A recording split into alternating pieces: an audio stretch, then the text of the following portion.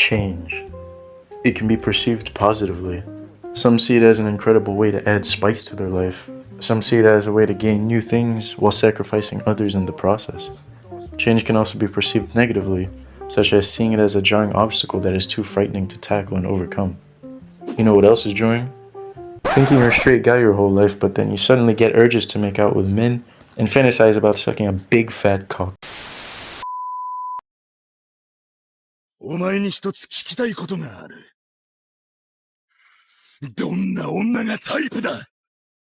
Now, depending on who you are, you probably don't think about a certain phallic symbol. But regardless, some of us like a little action in our lives. Some like women, some like men, both, everyone in between, or no one. We know this as sexuality. It's basically who you're physically or romantically attracted to and who you want to be in a relationship with in real life. If you're gay, you're probably only going to like your gender in your life. If you're straight, you'll only like the opposite gender. For example, as a male high schooler, you saw guys as purely friends. Instead, you probably got hard when looking at girls. When you were supposed to be learning about DNA structures and biology, you were instead thinking of women's biology. You still continue to fancy girls after graduating, but then you notice you're fantasizing about guys a little too much. When you try to rub one out one day, you vividly think of Sofia Vergara, trying to take your mind off things. Suddenly, your intrusive thoughts kick in though. You picture Hugh Jackman dominating. You try to ignore it, but it low-key sparks something in you. And then after taking every single sexuality test you could find on Google, including probably that one by WikiHow, you find out you like men too. Congratulations, you've just experienced sexual fluidity, aka your attractions and sexual feelings shifting over time. Now, just to clarify, sexual fluidity is about gender, not preferences within a gender. So let's say if you liked curvy women in your 20s but prefer petite women in your 30s, that's preferential fluidity, not sexual. Now, people think you'll only like specific genders you always have your whole life. But for others, it ain't always that simple. Most dudes picture sexuality as being a single target, but for some folks, it can honestly be like a shooting range. Now, this probably isn't hard to imagine if you're an American. However, these changes in attraction don't come about when you want to. They're something you simply notice, not force. In fact, forcing can cause a lot of discomfort and, even prevent possible new tastes from coming to fruition. Attraction doesn't change because you want it to, and it definitely doesn't follow an instruction manual either. So yeah, casually trying new things can open up possibilities for some people, and if so, then that's great. But for most, they only end up sticking to their lane. Why does this happen? Something wrong with the house! I don't like change! Here's the thing, guys. A lot of people with knowledge of sexual fluidity debate whether it's one of two occurrences. Either your sexuality has been fixed the whole time, or it actually changes. But maybe your attraction isn't fixed or it doesn't change. You simply start seeing attraction differently. Hear me out real quick. What people call change is instead actually discovery. You're not necessarily seeing something new, not becoming someone new even. You're just noticing something that was already there. Like your brain stopped going on autopilot one day and actually started flying your thoughts. Okay, that was a bad analogy, but anyways. For sexually fluid people, this is what discovery can look like. However, does this mean actual change never happens? Well, not necessarily either. Because for some people, attraction genuinely does shift with time. So it's not like a switch flips and, change happens. The change happens gradually. Even then, you'll ask yourself, if something feels different, then something must have changed, right? That's not always the case. Sometimes you feel different simply because your awareness of your own feelings changed. Not because your attraction is, actually being rewritten. Human attraction patterns aren't a clean system. As some of you know, not all gay and straight people are 100% gay or 100% straight. Now, this is a topic for another day though, so I digress. Attraction is inherently layered from the start. What you see as a teen might not be the same as, what you experience in the future, even if your core attraction never really changed all that much. But don't get me wrong, it's not that everyone has the potential to be a certain sexuality, or that we're always destined to be a certain sexuality from the moment we're born. Or heck, the argument that somehow even everyone is bisexual. There's a pattern. For most, their sexuality is stable. For others, it can be a bit more flexible, And for another group, it can simply be discovery. And that's okay.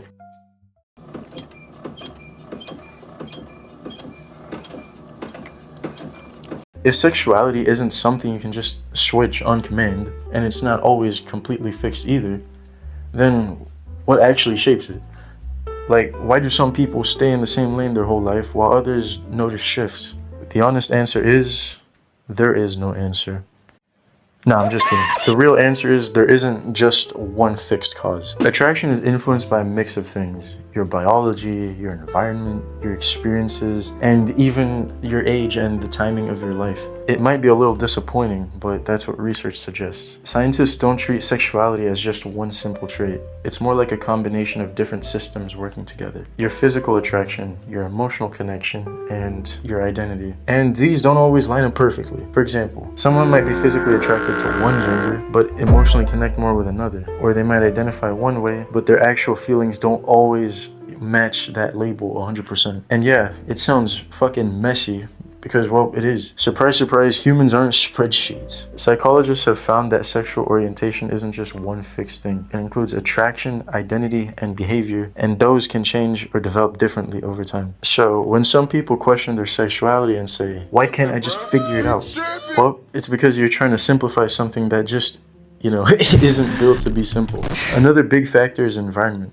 The way you grow up, the people around you, what's accepted, what's not. All of that can affect what you notice and what you ignore. There are people who can literally go years without recognizing certain feelings, not because they didn't exist, but because they didn't feel safe or normal enough to acknowledge. Then later in life, when that pressure is gone, those feelings suddenly become way more obvious. For example, Elton John came out as bi in 1976, if I remember correctly, but then came out as gay later on in life because he felt less pressure, and he probably always was gay, he just didn't want to acknowledge it. And sometimes your patterns and feelings changing can feel like actual change, even though in reality it could be just delayed awareness. There's also the timing factor. A person's age at 15 is simply not the same as their brain at 25. You process emotions differently. You understand yourself better. You've had more experiences, and maybe you've had a few hangovers. So it makes sense that your perception of attraction might evolve too, even if the core didn't actually completely flip. Speaking about this, studies show that younger people are more likely to report changes in attraction over time compared to, older adults. But here's the important part. None of this means your environment can just force you to become something you're not. That idea gets thrown around a lot, and it's just not accurate.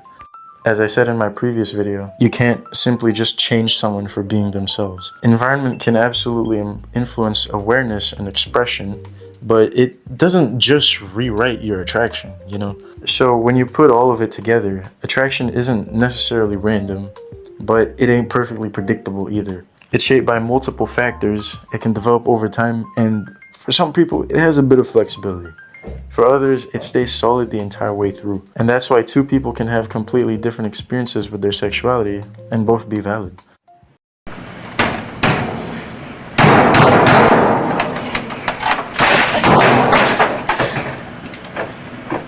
Now, here's something people don't talk about enough. Sometimes it's not the attraction itself that's confusing. Honestly, it's how we react to it. When something doesn't line up with how you've always seen yourself, instead of, being open-minded, we panic like we just lost our wallet in the mall or something. So then you start questioning it, maybe even trying to shut it down before it means something. Some people go straight into denial. They'll brush it off like, nah, that was just a random thought. Or, femboys basically are girls, so it's not gay, blah blah blah. And yeah, sure, sometimes it really is just random. But other times, you notice that it sticks around for a bit too long. And the more you try to ignore it, the more it just lives rent-free in the back of your head. Then there are people who go in the opposite direction.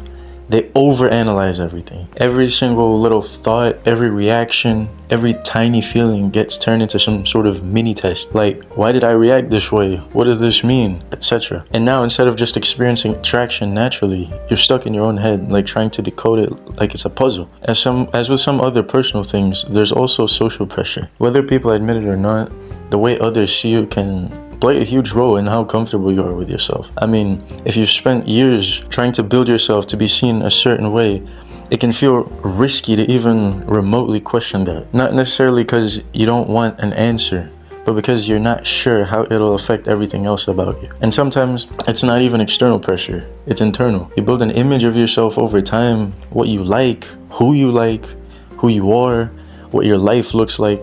So when something challenges that image, It can feel like everything is getting shaken up at once. But here's the thing, feeling unsure doesn't mean something is wrong. It just means you're in the middle of figuring something out. And that process ain't always so smooth. Sometimes it's awkward, sometimes it's confusing, sometimes you go back and forth before anything feels clear. But that doesn't mean you're broken or you're lost. It just means you're human. 3, 2, 1, go! Greg? So, fellas, after all of that, the stability, the shifts, the discovery, what shapes attraction, and even how people react to it, we're finally back to the main question. Probably what you came here to the video for. Can you change your sexuality? And honestly, it's not a clean yes or no answer. Because you could try to force it, but that's just not how it works. It even depends on what you mean by change. For some people, nothing really moves. Their attraction just stays consistent, and that's simply how it is for them. For others, things develop, expand, or shift in ways they didn't expect. And then there are people who don't actually change at all. They just reach a point where they stop ignoring or misunderstanding what was already there.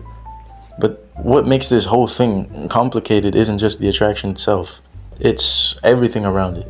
Expectations, assumptions, the endless amount of online sexuality tests you took, the pressure to have a clear answer, the way people react when something doesn't line up with how they've always seen themselves. That's usually where the real struggle comes from. Because when something challenges your identity, it's not just a thought anymore. It feels like a disruption. Like something you were certain about suddenly isn't as solid as you believe. And that can fuck with you more than the attraction itself ever could. So, naturally being humans, we try to respond to that in different ways. Some ignore it, some overthink it, some try to label it immediately just to feel stable again. And some choose to just sit with it, even if it's uncomfortable. But there isn't necessarily a perfect way to handle these things. There's just an honest way. And that doesn't mean you need to figure out everything right now. It doesn't mean you need to pick a label, make an announcement to the whole fucking world, obviously, or come to some final conclusion. Sometimes the most real thing you can do is just acknowledge what you feel without trying to control it. Because at the end of the day, whether it's something that stays the same, something that shifts, or something you've only just now become aware of, you're not becoming a different person. You're just simply understanding a little more about yourself more clearly. And yeah, that process can feel messy. It can feel uncertain. It can even feel like things are falling apart a little before they make a little sense again. But that doesn't mean you're going backwards. I mean, if anything, it means you're actually paying attention. There's no timeline for this shit, man. No deadline where you're supposed to have it all figured out. Some people know these things early, some people figure things out later, and some even keep learning new things about themselves as they go. So instead of stressing over whether you've changed or not, maybe the better question is, are you really, from the bottom of your heart,